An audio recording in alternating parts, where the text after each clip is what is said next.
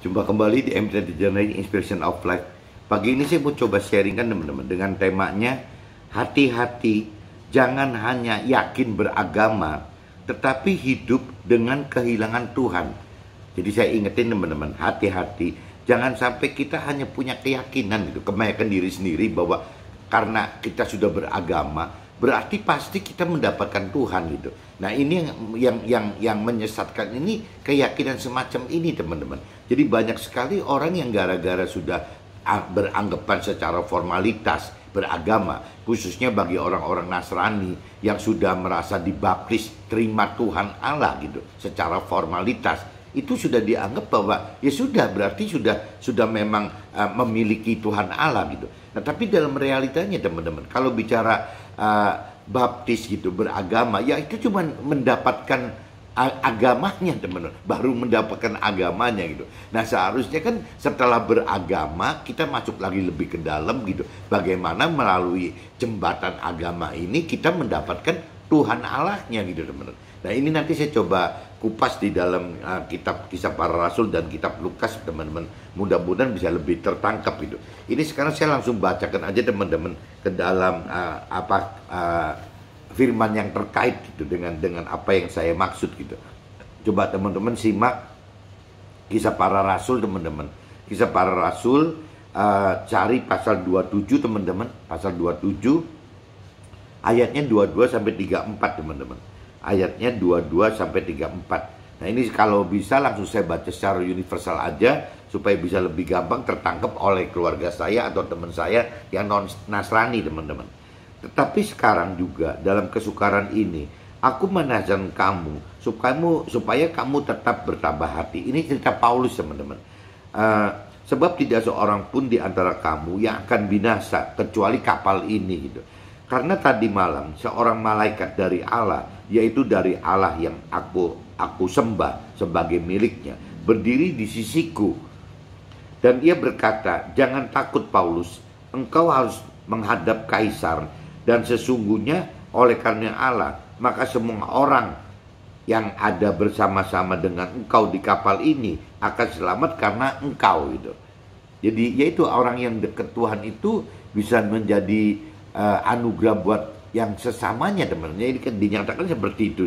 Jangan takut Paulus, engkau harus menghadap kaisar. Dan sesungguhnya oleh karunia Allah, maka semua orang yang ada bersama-sama dengan engkau gitu di kapal ini akan selamat karena engkau gitu. Nah ini kan karena karunia Allah gitu. Jadi orang yang sudah mendapatkan karunia Allah itu akan berdampak kepada sesamanya teman-teman. Sebab itu tabahkanlah hatimu saudara-saudara, karena aku percaya kepada Allah bahwa semuanya pasti terjadi sama seperti yang dinyatakan kepadaku. Jadi Paulus begitu yakinnya teman-teman akan satu masukan dari dari roh Tuhan gitu yang ada di dalam rohnya Paulus gitu. Yakin sekali bahwa kalau memang ada nubuatan atau rema seperti itu ya pasti terjadi gitu. Namun kita harus mendamparkan kapal ini di salah satu pulau. Nah ini teman-teman, saya cuman ingat gitu. Jadi kalau sampai Paulus bisa berdialog gitu, berinteraksi dengan Tuhan Allah, apakah ini ceritanya karena zaman dulu gitu, zamannya Paulus gitu? Apa zaman sekarang tidak mungkin kita berinteraksi dengan Allah gitu? Ya kita berdialog dengan Allah gitu. Apakah tidak mungkin bahwa roh Tuhan itu hidup ya di dalam roh kita? Ini semua ini sebenarnya kan berlaku teman, bukan zaman dulu saja, bukan zaman Paulus saja, zaman sekarang pun gitu, zamannya kita orang ini berlaku teman. Masalahnya kita tidak kita kurang dalam gitu dalam mengenal mengerti akan firman Tuhan, sehingga kita anggap bahwa ya itu kan cerita dulu, ini kan cerita di kalau zaman kita nggak bisa, itu kan cerita Paulus gitu, itu kan cerita di kitab suci. Nah ini yang sering salah kaprah gitu. Jadi banyak orang yang keyakinan tidak mengenal, tidak mengerti bahwa firman Tuhan itu berlaku sampai sekarang teman-teman. Jadi apa yang dicantum di dalam kitab suci gitu, ya itu berlaku sampai sekarang. Tidak hanya kitab suci Alkitab saja loh, kitab suci Al-Quran dan kitab suci yang lain pun ya berlaku sampai sekarang teman.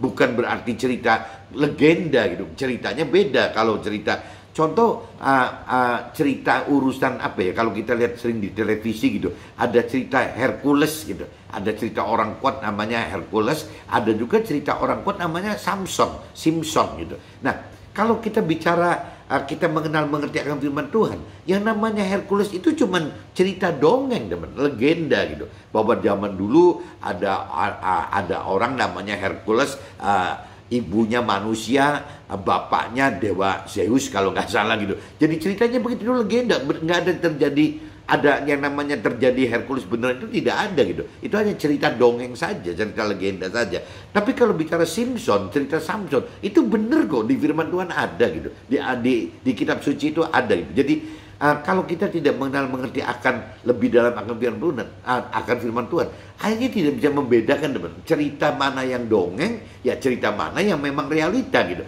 Ya cerita mana yang cerita dongeng dan cerita zaman dulu, dan mana cerita yang realita dan masih berlaku sampai hari ini. Jadi kalau cerita Hercules ya jelas dongeng dan tidak ada saat ini gitu. Tapi kalau bicara cerita Samson, Simpson gitu, itu terjadi kok, teman. Sampai ini hari itu kita masih begitu. Begitupun cerita Paulus gitu. Jadi apa yang terjadi di Paulus itu bukan tidak mungkin terjadi di kita, sangat mungkin terjadi di kita, asal kita lebih dalam mengenal mengerti akan firman Tuhan dan kita tahu gitu yang namanya rancangan kitab Tuhan itu apa. Jadi kembali lagi cerita Paulus ini, teman-teman, bukan hal yang mustahil, itu terjadi pada eranya kita, teman-teman. Nah ini yang teman-teman harus camkan gitu.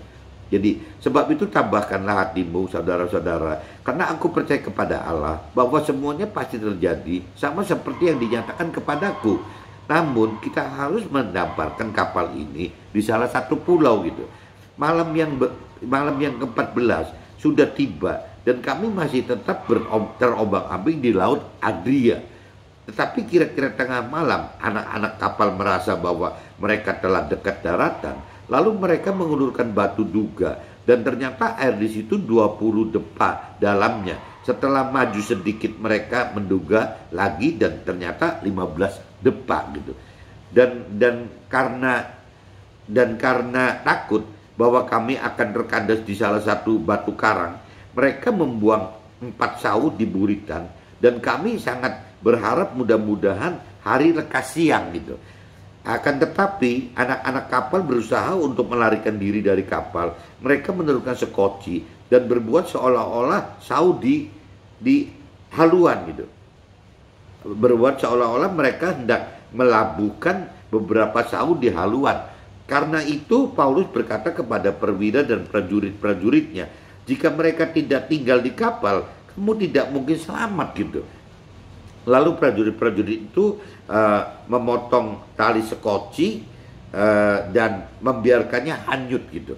Ketika hari menjelang siang, Paulus mengajak semua orang untuk makan. Katanya, sudah 14 hari lamanya kamu menanti-nanti saja, menahan lapar dan tidak makan apa-apa 14 hari loh. Karena itu aku menasihati kamu supaya kamu makan dahulu. Hal itu perlu untuk keselamatanmu. Tidak seorang pun di antara kamu akan kehilangan selai pun dari rambut kepalanya gitu, teman.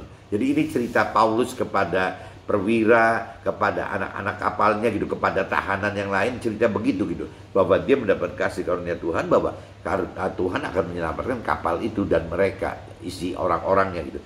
Nah ini saya sudah bicarakan, teman-teman, supaya bisa langsung ke draft. Tapi sekarang saya cross check dulu dengan kitab Lukas, teman-teman. Kitab Lukas pasal 15. Coba teman-teman cari kitab Lukas pasal 15 ayatnya 11:32. Nanti saya ceritakan semua di draft aja, teman-teman. Jadi biarin lebih cepat gitu. Kitab Lukas pasal 15, teman-teman, ayatnya 11 sampai 32. Ini judul perikopnya, teman-teman, perumpamaan dan anak yang hilang.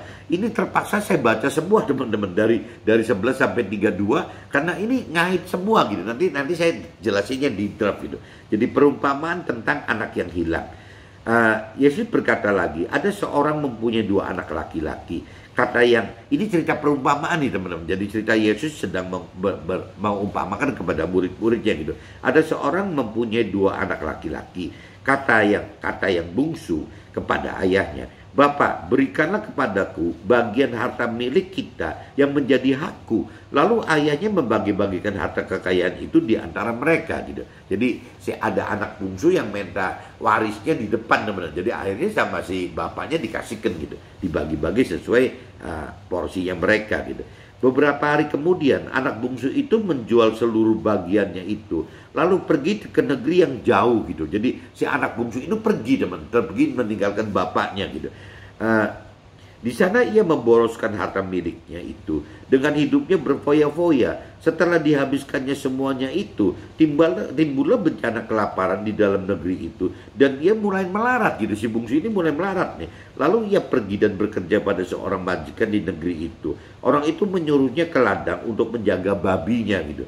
Lalu ia ingin mengisi perutnya dengan ampas yang menjadi makanan babi itu, tetapi tidak seorang pun yang memberikannya kepadanya. Jadi saking kelaparannya teman-teman, sampai si bungsu ini mau makan makanannya si babi gitu. Jadi ya makanan babi itu mau dimakan, itu saja tidak dikasih teman-teman sama si penjaga lain atau sama pemiliknya gitu.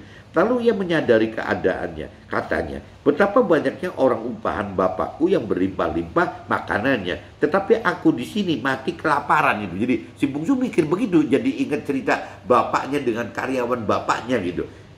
Kok malah berkelimpahan makanan gitu di tempat bapaknya. Aku akan bangkit dan pergi kepada bapakku dan berkata kepadanya, Bapak, aku telah berdosa terhadap sorga dan terhadap Bapak.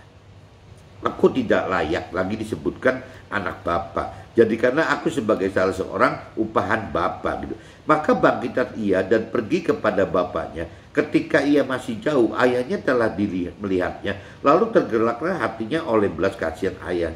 Ayahnya itu berlari mendapatkan dia, lalu merangkul dan mencium dia. Nah ini kalau cerita sampai ke titik ini teman-teman, ini kan cerita si bungsu yang ngawur gitu kan, minta misah dari bapaknya, hidup foya-foya, akhirnya melarat. Setelah melarat, tapi si bungsu ini ingat balik lagi teman-teman, ingat balik cari bapaknya lagi gitu. Nah ini ceritanya, meskipun si bungsu ini pergi meninggalkan bapaknya gitu, tapi waktu dia mengalami sengsara, si bungsu ini ingat bapaknya dan balik teman-teman, minta ampun gitu. Nah ini diceritanya, kata anak itu kepada bapaknya, aku telah berdosa terhadap sorga dan terhadap Bapa. Aku tidak layak lagi disebutkan anak Bapa. Tetapi ayah ini berkata kepada hamba-hambanya, lekaslah bawa kemari jubah yang terbaik. Jadi bapaknya tetap aja nerima si bungsunya teman-teman. Pakaikanlah itu kepadanya dan kenakanlah cincin pada jarinya dan sepatu pada kakinya gitu. Dan ambillah anak lembu tambun itu, sembelilah dia dan marilah kita makan dan bersuka cita. Sebab anakku ini telah mati, dianggapnya sudah hilang, mati gitu. Dan menjadi hidup kembali, ia telah hilang dan didapat kembali. Maka mulailah mereka bersukaria teman-teman. Nah ini cerita dari persepsi satu kan si bungsu nih, kan anaknya dua nih, cerita bungsu dan sulung. Ini baru cerita bungsunya dulu teman. Bungsu itu kan yang macam-macam, minta meninggalkan rumah, minta hartanya dibagi gitu, akhirnya hidup foya-foya, akhirnya jatuh melarat. Tapi si bungsu itu ya kita sebut kategori anak yang hilang, ya wajar teman, karena meninggalkan bapaknya kan gitu. Nah cuman si bungsu itu setelah mengalami penderitaan melarat segala macam, dia ingat lagi bapaknya, ya balik lagi mencari bapaknya. Berarti anak bungsu ini sempat hilang teman-teman, hilang memang di luar bapaknya gitu. Itu cerita si bungsu gitu. Nah ini lanjut lagi, kita bicara masuk ke cerita yang si sulung gitu. Tetapi anaknya yang sulung berada di ladang, dan ketika ia pulang dan dekat ke rumah, ia mendengarkan bunyi seruling dan nyanyian tari-tarian itu. Nah kalau cerita si sulung teman, si sulung itu kan tidak meninggalkan bapaknya, berarti kan hidup selama si bungsu itu melanglang buana enggak keruan gitu. Sulung itu kan tinggal di dalam bapaknya teman, tetap bareng sama bapaknya gitu. Ia mendengar bunyi seruling dan nyanyian tari-tarian. Lalu ia memanggil salah seorang hamba dan bertanya kepadanya, apa arti semuanya itu? Kenapa si bapaknya kok bikin pesta gitu? Jawab hamba itu, adikmu telah kembali dan ayahmu telah menyembelih anak lembu tambun, karena ia mendapatnya kembali dengan sehat. Nah ini berarti si sulung baru tahu bahwa ayahnya itu welcome kembali anak bungsu yang dianggap kurang ajar lah sama si sulung gitu. Nah, kenapa kok kurang ajar begitu, kok malah disayang gitu kan? Maka marahlah anak sulung itu dan ia tidak mau masuk gitu. Lalu ayahnya keluar dan berbicara dengan dia. Tetapi ia menjawab ayahnya, katanya, telah bertahun-tahun aku melayani Bapa, belum pernah aku mendengar perintah Bapa. Tetapi kepadaku belum pernah Bapa memberikan seekor anak kambing untuk bersukacita dengan sahabat-sahabatku gitu. Nah terus, tetapi baru saja datang anak Bapa yang telah memboroskan harta kekayaan Bapa bersama-sama dengan pelacur-pelacur gitu. Ya, maka Bapa menyembelih anak lembu jambut itu untuk dia. Kata ayahnya kepadanya gitu, anakku, engkau selalu bersama-sama dengan aku dan segala kepunyaanku adalah kepunyaanmu gitu. Kita patut bersukacita, bergembira karena adik pun telah mati menjadi hidup kembali. Ia telah hilang dan didapatkan kembali. Jadi kalau dari versi bapaknya, tetap aja bapaknya sayang. Jadi bapaknya tetap sayang si bungsu yang dianggap sama kakaknya dianggap ngawur gitu. Ya sebaliknya bapaknya juga sayang sama si sulung gitu. Jadi bapak gitu, hati bapak itu tetap. Nah ini cerita kalau bicara ini kan cerita perumpamaan nih. Yesus kasih perumpamaan kepada murid-muridnya gitu. Nah ini kalau bicara Bapa itu adalah Tuhan Allah, kita itu adalah bisa dalam kategori menjadi si bungsu, bisa juga kita menjadi si sulung. Nah inti cerita di sini teman-teman yang nanti saya mau sampaikan dalam draft itu intinya gitu. Banyak orang yang apa ya, mencap bahwa si sulung itu, si bungsu itu memang nggak pantas gitu ya menerima Tuhan menerima kembali si bungsu itu nggak pantas. Nah sebaliknya si sulung yang berpikir bahwa ya saya yang setia gitu, tidak meninggalkan, saya tetap tinggal di dalam Bapa, dalam arti kata kalau di Tuhan Allah berarti saya hidup bersama Tuhan Allah, ya berarti mestinya saya lebih baik gitu dibanding dengan orang yang di luar Tuhan Allah, yang hilang dari Tuhan Allah. Nah tapi ternyata teman-teman, ini yang mesti teman hati-hati gitu, bahwa waktu kita bersama Tuhan, kita hidup bersama Tuhan, kita berkeyakinan bahwa hidup bersama Tuhan. Sebenarnya apakah benar bahwa kita hidup bersama Tuhan? Apakah benar si sulung itu hidup bersama dengan bapaknya gitu? Apakah benar kita hidup yang merasa sudah beragama gitu, sudah ada di dalam Tuhan karena beragama gitu? Si sulung dianggap mungkin tidak beragama lah gitu karena memang di luar Tuhan gitu. Nah kita yang sudah merasa beragama di dalam Tuhan, apakah kita punya keyakinan bahwa kita ini adalah hidup bersama Tuhan? Nah ini yang tanda tanya teman-teman. Buktinya ya cerita si sulung ini gitu. Si sulung ini meskipun tinggal bersama bapaknya, tapi si sulung ini tidak kenal kok, tidak kenal, tidak mengerti gitu akan keinginan bapaknya, dia nggak ngerti gitu. Jadi kita diingatkan dari cerita ini teman-teman, jangan sampai kita ini menjadi si sulung gitu ya. Kita bisa menjudge, bisa menghakimin bahwa orang yang tidak beragama, orang yang tidak melakukan liturgi agama, tidak melakukan hal-hal agama yang sifatnya misi-misi kerohanian gitu, atau mungkin jadi anggota majelis di dalam rumah-rumah ibadat, dianggap bahwa orang-orang yang tidak melakukan itu adalah orang yang sesat gitu, orang yang ngawur gitu, orang yang di luar Tuhan. Tapi sebaliknya orang yang melakukan hal-hal yang begitu gitu, yang bicara tata ibadat agama, ya aktif di dalam misi-misi kerohanian, aktif ke dalam anggota-anggota bagaimana jadi memanage sebuah organisasi di dalam keagamaan itu gitu. Ya tapi dalam prakteknya juga tidak mengenal, tidak mengerti akan apa yang Tuhan perintah peraturkan teman. Karena mereka itu tidak mengenal lebih dalam akan firman Tuhan gitu. Nah, kalau sampai tidak mengenal lebih dalam akan firman Tuhan, bagaimana dia bisa mengerti apa yang Tuhan kehendaki gitu, apa yang Tuhan rancangkan, apa yang Tuhan perintah peraturkan, apa yang Tuhan janji-janjikan, nggak tahu semua teman. Nah ini jangan sampai cerita di sini diingatkan bahwa kita jangan sampai kepada Tuhan itu ya jangan sampai seperti si bungsu itu kan ngawur banget gitu. Tapi juga jangan sampai si bungsu itu kan berarti hidup di luar Tuhan.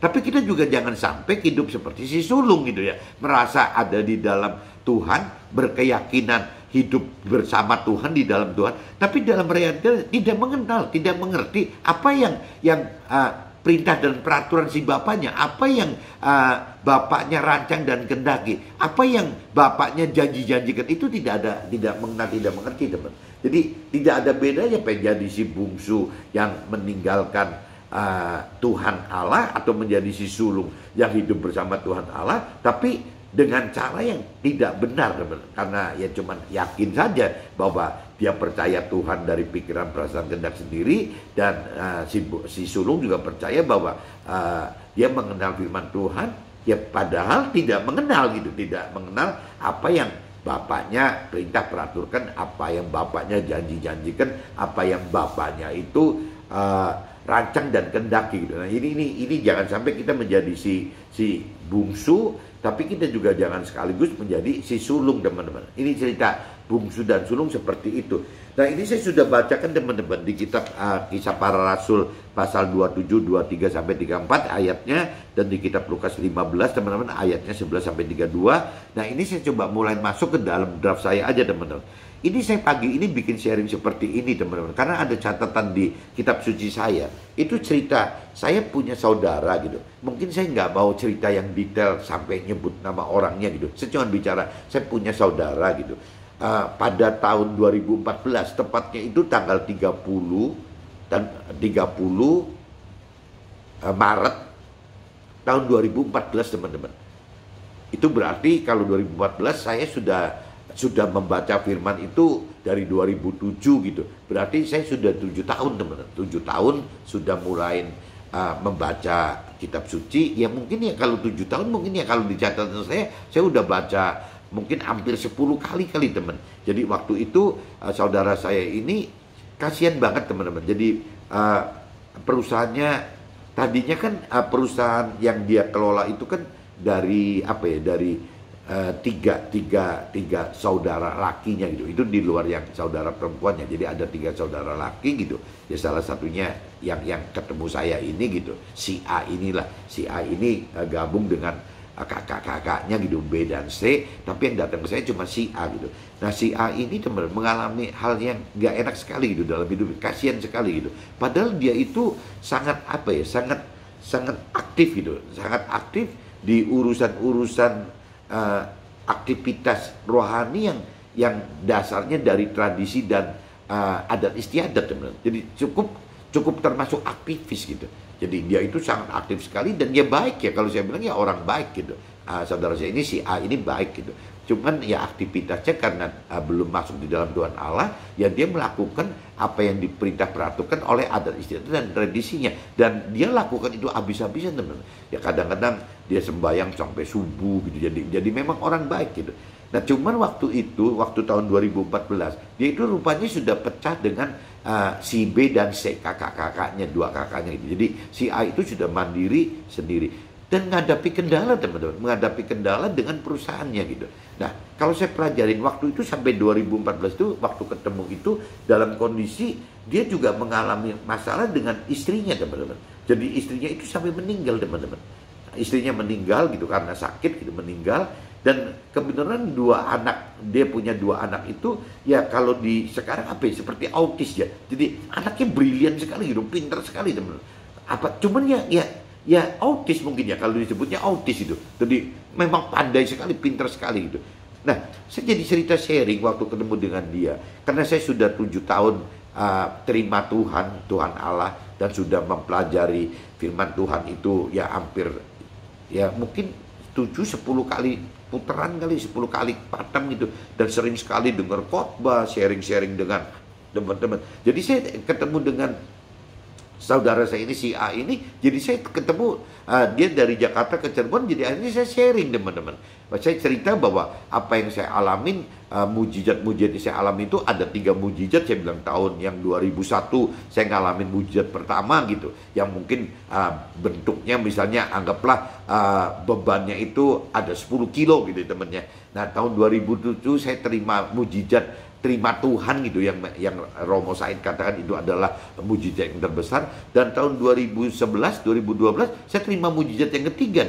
Saya cerita ke saudara saya si A itu bahwa saya terima 3 mujizat itu, dan 2003 itu saya terima yang bukan cuma 10 kilo, mungkin bebannya sudah 100 kilo kali, jadi 10 kali lipat waktu tahun 2001 gitu. Nah gara-gara 3 mujizat itu, jadi akhirnya saya percaya gitu keberadaan Tuhan Allah itu ada, dan saya percaya ya bahwa ya Tuhan itu lewat bisa apa ya, handling kita lewat beban-beban yang kita pikul itu, yang saat itu dihadapi gitu.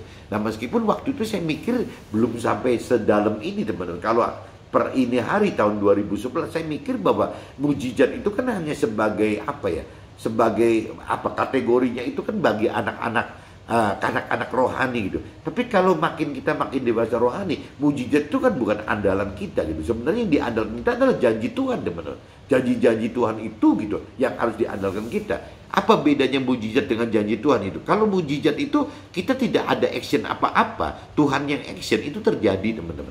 Tapi kalau yang Tuhan inginkan adalah janji Tuhan gitu. Janji Tuhan yang harus kita tuai. Kalau janji yang Tuhan harus kita tuai, berarti kita harus belajar, teman-teman, benar-benar mendalami pengenalan pengertian akan firman Tuhan, bagaimana kita harus melakukan firman Tuhan sehingga kita bisa menuai janji Tuhan. Jadi ada usaha dari kita, ada effort dari kita gitu. Nah, ini bagusnya yang namanya kita bukan mengandalkan mujizat tapi mengandalkan janji Tuhan. Ini bagusnya gitu, teman. Jadi akhirnya kita menjadi dewasa rohani untuk bisa melakukan firman Tuhan gitu. Nah, untuk melakukan firman Tuhan itu ya butuh pengenalan pengertian akan firman Tuhan, butuh roh Tuhan untuk mengerti dan juga mampu melakukan. Kenapa? Karena biasanya waktu kita ingin menuai janji Tuhan, kalau bicara di kita perjanjian baru, biasanya kita menghadapi penderitaan, teman. Nggak mungkin nggak menderita gitu. Jadi jangan bayangkan kalau mujizat Tuhan karena kita nggak ngalamin apa-apa itu sebagai dispensasi aja gitu, bonus aja dari Tuhan untuk kita dari kata-kata rohani ya untuk bisa percaya Tuhan dan memang percaya kuasa Tuhan dan keberadaan Tuhan. Cuman mujizat itu gunanya untuk itu, teman-teman. Tapi begitu kita sudah percaya Tuhan, keberadaan Tuhan dan kuasa Tuhan, ya kita mesti mulai menjadi dewasa rohani dengan yang melakukan firman Tuhan, teman-teman, untuk menuai janji-janji Tuhan. Jadi ceritanya begitu, teman-teman. Jadi waktu tahun 2014 itu saya ngalami begitu. Nah, ini kuncinya itu, makanya ini terkait dengan terlahir dalam keluarga besar. Saya terlahir dalam keluarga besar, termasuk si A tadi, teman-teman. Terlahir dalam keluarga besar yang berpegang pada tradisi dan adat istiadat nenek moyang, dan yang berpindah iman, kalau saya ya berpindah iman setelah berumur 47 tahun, teman-teman. Dengan hidup ya mengandalkan Tuhan Allah gitu. Jadi yang tadinya mengandalkan adat istiadat dan tradisi, sekarang saya tahu 47 tahun umur saya berpindah gitu untuk bisa mengandalkan Tuhan Allah. Sehingga mendapat pengenalan serta pengertian yang berbeda dalam hal kerohanian gitu. Jadi akhirnya waktu karena saya kan pindah itu kan minoritas, teman-teman. Sampai ini hari juga saya 4 bersaudara kandung gitu. Ya cuman saya ada yang memang ikut Tuhan Allah gitu. Kalau yang 3-nya masih bicara adat istiadat. Ini baru dari keluarga kecil saya loh, teman-teman. Kalau keluarga besar saya tetap aja gitu. Saya ini minoritas gitu. Saya ini minoritas pegang Tuhan Allah, sedangkan keluarga besar saya pasti mayoritas ya pasti pegang adat istiadat dan tradisi gitu, teman-teman. Jadi memang saya itu jadi minoritas di keluarga kecil ya, berempat saudara kandung itu saya sendirian gitu. Di dalam keluarga besar saya, ya saya juga termasuk yang minoritas sedikit sekali, teman-teman. Jadi saya pegang Tuhan Allah itu ya benar-benar dalam kondisi yang jadi sorotan gitu, teman. Dianggap aneh kali, dianggap nggak tahu kalau dari versi mereka dianggap salah jalan kali. Karena memang kalau parameternya dari sukses duniawi sampai ini hari, sejak saya tahun 2007 ikut Tuhan Allah gitu, ya tidak menunjukkan gejala-gejala, belum menunjukkan atau tidak menunjukkan dari kesuksesan duniawi itu jadi lebih bagus, teman. Mungkin lebih buruk iya gitu, belum gitu. Tapi kalau sekarang saya lihat, apakah sasaran sukses duniawi? Bukan itu gitu. Ya ikut Tuhan Allah itu bukan sasaran utamanya sukses duniawi atau mencari kebahagiaan duniawi gitu. Tapi sukses dengan Allah itu adalah bagaimana mendapat selamat akhirat dan nanti hidup di akhirat di surga bersama Tuhan Allah. Itu loh, itu janji Tuhan tuh itu gitu. Jadi beda sekali dengan target orang duniawi yang cuma bicara bagaimana hidup untuk ngobrol kesuksesan duniawi dan mendapatkan kebahagiaan duniawi gitu. Tapi kalau dengan Tuhan Allah beda. Bagaimana untuk bisa mendapatkan target keselamatan dalam akhirat dan tinggal bersama Tuhan Allah untuk dapatkan damai sejahtera yang dari Tuhan Allah.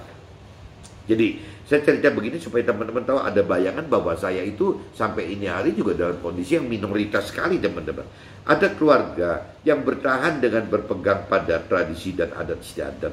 Tetapi ada keluarga yang berpindah iman kepada Tuhan Allah gitu. Dari dua perbedaan akan terkait dengan cerita di kitab Lukas pasal 15 ayat 11 hingga 2 tadi, yang perumpamaan anak yang hilang tadi gitu. Di mana inti cerita adalah bapak yang mempunyai 2 anak laki-laki, sulung dan bungsu. Nah, makanya saya cerita begini, teman-teman. Jadi saya konversikan bahwa kalau saya bicara dengan si A itu adalah kelompok keluarga saya yang masih bisa bertahan. seperti dengan cara adat istiadat dan tradisi. Nah, kalau saya ceritakan tadi baca di kitab para rasul yang pasal 27 ayat 22 34 perumpamaan anak yang hilang, saya asumsikan bahwa si A ini adalah anak yang hilang gitu, anak yang hilang dari persepsi tidak ngikut Tuhan Allah gitu, teman.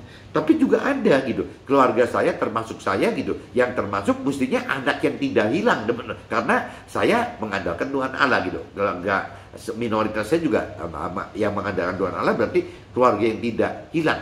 Kita asumsikan seperti itu, teman-teman. Waktu kita belum dewasa rohani, kita asumsikan begitu. Berarti kalau cerita orang yang meninggalkan tidak hidup bersama Tuhan Allah, berarti kategorinya adalah anak yang hilang gitu. Tapi kalau kita tinggal di dalam Tuhan Allah, dalam arti kata beragama saja gitu, yang beragama dengan ujung-ujungnya bertuhan Allah, adalah berarti bukan anak yang hilang. Tapi kalau saya tadi cerita, ya benernya dua-duanya kan anak yang hilang, teman-teman. Jadi pengen yang tidak mengandalkan Tuhan Allah, yang disebutnya anak yang hilang gitu tuh. Ya, tapi sebaliknya orang yang beragama yang mengandalkan Tuhan Allah, tapi dalam prakteknya mengerti firman Tuhan pun tidak gitu, mengerti Tuhan Allah secara pribadi pun tidak, mengerti bahwa ada roh Tuhan itu juga tidak, ya tidak juga mengenal bagaimana Tuhan pengen kita melakukan firman.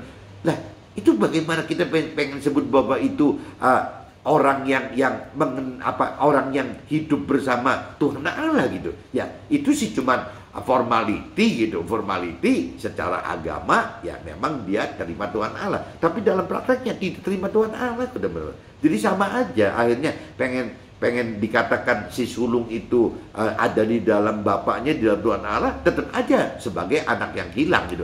Anak yang hilang tapi di dalam gitu. Di dalam Tuhan Allah berarti anaknya hilang. Kalau si bungsu di luar Tuhan Allah disebut anak hilang. Si sulung ya tinggal di dalam Allah tapi disebut juga anak yang hilang. Nah, jangan sampai, maksud saya, teman-teman itu terjebak dalam kondisi itu, teman-teman. Jangan sampai kita bicara kita secara simbolis, secara formality sudah terima Tuhan Allah gitu ya, secara keluarga atau secara dibaptis gitu, secara Nasrani gitu, atau mungkin kalau di Islam saya nggak tahu sebutannya apa, mungkin di agama saya nggak ngerti juga sebutan baptis itu apa gitu. Cuman ya akhirnya ya cuman seperti anak yang sulung gitu, jadi sudah beragama tapi sebenarnya tidak menemukan rancangan dan kehendak Tuhan gitu, teman. Nah, ini jangan sampai kita kejebak di situ gitu.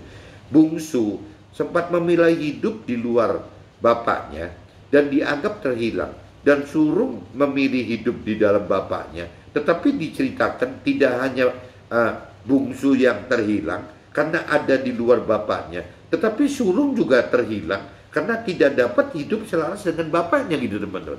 Jadi tidak si bungsu, tidak si sulung, ya dua-duanya kategorinya hilang, teman-teman. Nah, tadi kembali lagi kalau di kitab Lukas pasal 15, 11, 32 ayatnya gitu.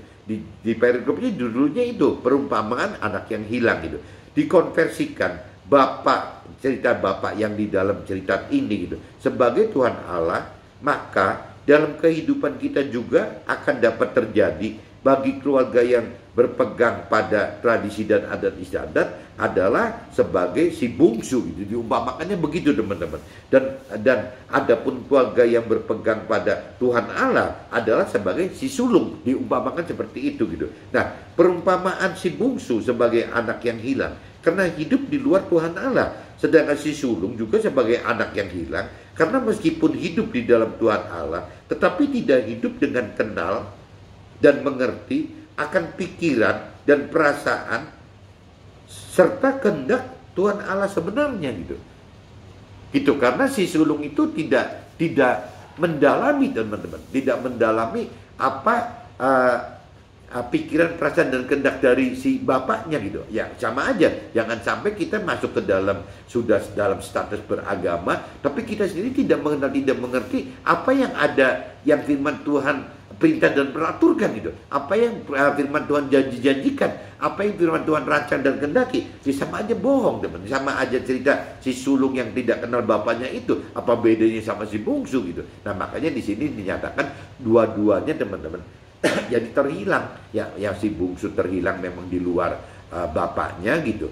Ya, yang namanya istilahnya kalau di keluarga saya berarti si A itu terhilang karena di luar Tuhan Allah, tapi keluarga saya yang lain yang minoritas yang ada yang mengaku berkeyakinan dalam Tuhan Allah pun juga bisa disebut terhilang teman-teman, karena mereka tidak mengenal, tidak mengerti ya pikiran, perasaan, kehendak apa yang diinginkan Tuhan Allah gitu ya. Mereka tidak pernah mendalami pengenalan, pengertian akan firman Tuhan gitu. Mereka tidak pernah mengerti gitu akan janji-janji Tuhan. Mereka tidak mengenal dan mengerti akan rancangan kehendak Tuhan. Jadi kembali lagi, kehilangan itu bisa dari dua teman-teman. Kehilangan di luar Tuhan Allah, tapi juga jangan sampai nanti kita kehilangan di dalam Tuhan Allah. Makanya temanya saya buat, hati-hati, jangan hanya yakin beragama saja, kita udah anggap sudah terima Tuhan, tetapi hidup kita masih dengan kehilangan Tuhan. Maksudnya kehilangan Tuhan itu karena kita ya hanya punya keyakinan dalam hal mengenal Tuhan, pribadi Tuhan Allah, kita hanya punya keyakinan dalam hal mengenal firman Tuhan Allah gitu. Ya cuma dalam keyakinan saja, dalam prakteknya tidak, teman-teman. Tidak mendalami pengenalan pengertian Tuhan gitu. Ya tidak bagaimana menggeluti, mencari pengertian akan firman Tuhan, ya tidak menghidupkan roh Tuhan gitu, tidak melakukan firman Tuhan. Lah gimana kita pengen sebut bahwa kita ini mendapatkan Tuhan gitu ya? Memang tidak ada yang dilakukan apa-apa untuk Tuhan kok. Perumpamaan si bungsu adalah orang-orang dunia yang tidak atau belum kenal Tuhan Allah gitu. Dan si sulung adalah orang-orang beragama yang dengan keyakinan sudah kenal dengan cara tidak benar gitu. Karena tidak kenal ya akan perintah dan peraturan firman Tuhan, dan tidak kenal rancangan dan kehendak Tuhan gitu. Ya khususnya untuk pribadi ya, dan tidak kenal rancangan dan kehendak pribadi Tuhannya gitu teman. Jadi di sini saya balikin lagi teman-teman, jangan sampai kita kejebak gitu hanya dalam keyakinan diri kita sendiri bahwa kita memang mengenal apa kita itu sudah percaya Tuhan gitu, kita ini sudah mengenal firman Tuhan, tapi hanya dalam keyakinan aja teman. Dan banyak orang teman-teman yang punya keyakinan ini lebih senang teman-teman mencari hidup bersama Tuhan itu bukan mendalami pengenalan pengertian firman Tuhan, bukan mencari pengertian akan firman Tuhan gitu, bagaimana sampai mampu melakukan firman Tuhan. Tapi teman-teman yang punya keyakinan ini meskipun beragama, tapi dia lebih memilih teman-teman, lebih memilih yang lebih nyata gitu. Maksudnya misalnya yang lebih rasio gitu, misalnya menjadi anggota atau majelis dari aktivitas kerohaniannya ya, atau masuk ke dalam membantu visi misi gitu, visi misi rohani ya. Bisa juga masuk ke dalam activity sosial gitu ya, aktivitas yang dilakukan oleh ibadat itu dalam bentuk sosial gitu. Nanti ada juga yang cuman sekedar apa ya, sekedar ikut aktif misalnya dalam hal pujian penyembahan, tapi ya nggak ngerti apakah itu pada paduan suara atau pujian penyembahan gitu. Karena kalau bicara hanya kalau di dalam Nasrani teman-teman, yang namanya menyanyi untuk Tuhan itu adalah pujian penyembahan teman-teman. Nah ini kacau sekali teman-teman, antara beda ini ikut aktivitas menyanyi gitu dalam vokal grup gitu, dalam grup yang besar, dalam kur gitu ya, atau pujian penyembahan untuk Tuhan gitu ya. Rasanya ya orang-orang yang hanya punya keyakinan tidak tahu teman-teman, tidak bisa membedakan mana yang menyanyi sebagai pujian penyembahan untuk Tuhan gitu, dan mana yang disebut menyanyi untuk memang paduan suara teman-teman. Nah ini kan jadi kacau teman-teman. Jadi memang kembali lagi, kalau kita tidak mengenal mengerti akan firman Tuhan, jadi apa yang diperbuat kita yang maksudnya baik itu bisa menjadi tidak benar teman-teman. Nah ini yang saya ingatkan lagi ya, jangan sampai pengertian kita, contohnya dalam perumpamaan anak yang ini gitu, dua anak ini yang sulung, yang bungsu dan sulung itu, kalau mungkin untuk orang-orang yang punya keyakinan mungkin dianggap bahwa yang benar itu adalah si sulung gitu, karena sulung ini tidak macam-macam, tidak foya-foya, ya tetap tinggal bersama dengan bapaknya gitu ya. Mungkin kalau dari sisi orang keyakinan bahwa si sulung ini baik teman-teman, orang baik gitu tuh, jadi dibanding sama orang si bungsu yang jahat gitu. Kalau si bungsu kan minta bagi waris, hidupnya nggak keruan gitu, akhirnya jadi melarat, nggak malu balik lagi gitu, ya pasti orang keyakinan beranggapan bahwa si bungsu ini orang yang jahat lah, orang nggak baik gitu. Nah sebaliknya si sulung ini lebih baik gitu daripada si bungsu gitu, karena sulung itu tidak meninggalkan bapaknya, ya hidup bareng, tidak foya-foya gitu, ya dianggapnya baik gitu. Tapi ternyata kalau dari sisi kedewasaan rohani, ya tidak si bungsu yang jahat gitu, ya tidak si sulung yang dianggap baik, dua-duanya salah teman-teman, dua-duanya salah gitu, karena dua-duanya tidak mengenal, tidak mengerti akan perintah peraturan Tuhan, dua-duanya itu tidak melakukan firman Tuhan teman-teman. Jadi akhirnya ya dua-duanya terhilang. Nah ini jadi jelas teman-teman, bedanya itu kita jangan sampai hidup seperti si bungsu gitu yang memang benar-benar realitanya meninggalkan Tuhan, ngawur gitu hidupnya. Tapi kita juga jangan cuma berhenti seperti si sulung. Nah, si sulung ini yang saya umpamakan orang yang punya keyakinan, orang yang beragama, tapi tidak mengerti akan firman Tuhan dan tidak melakukan firman Tuhan, teman. Ini kan sayang jadi.